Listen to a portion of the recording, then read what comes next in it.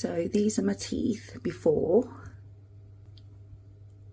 They're very yellow and I've grind them down quite a lot. No matter how bad you think your teeth may be, instasmile will be able to make you smile again. Receive my instasmile impression kit. I'm going to walk you through how to do the impressions.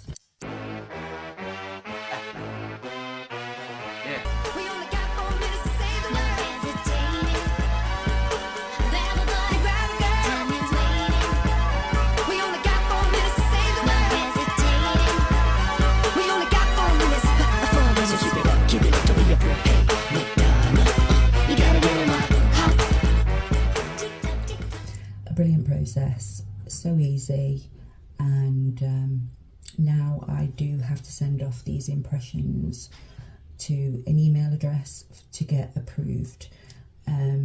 You have up to 8 tries with these impression kits, so if you don't get it right the first time, then don't worry.